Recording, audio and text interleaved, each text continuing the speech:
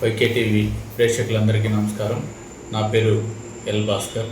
గత 26 సంవత్సరాలుగా పొలంనేరు కోర్టులో న్యాయవాదిగా ప్రాక్టీస్ చేస్తున్నాను.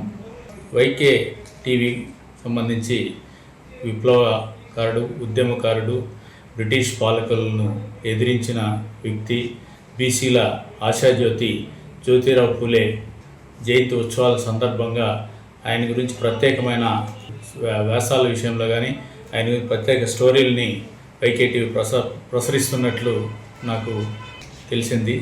కానీ మన మహాత్మా పూలేరావు గురించి చెప్పాలంటే చాలా మనం తక్కువ చెప్పొచ్చు.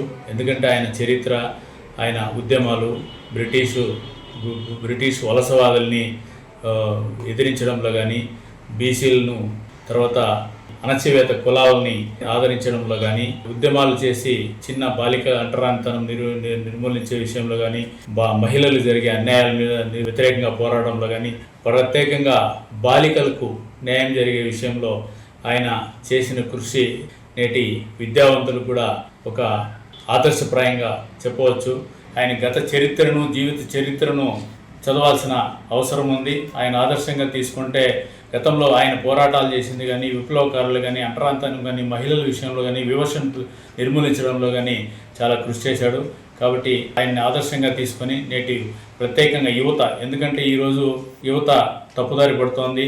మహిళల విషయంలో, బాలికల విషయంలో తీరని అన్యాయం సొసైటీలో వాళ్ళకి చాలా అన్యాయాలు జరుగుతున్నాయి. ఆ అన్యాయాలు నిర్మూలించడంలో ఆయన గతాన్ని మనం కానీ గుర్తు చేసుకుంటే ఖచ్చితంగా నేటి సమాజం ఆదర్శవంత సమాజంగా తీర్చిదిద్దడంలో భారతదేశ పౌరులుగా మనం తన వంతు తాను కృషి చేయడానికి మనం సహకరించాలని చెప్పేసి ఈ సందర్భంగా కోరుతున్నాను.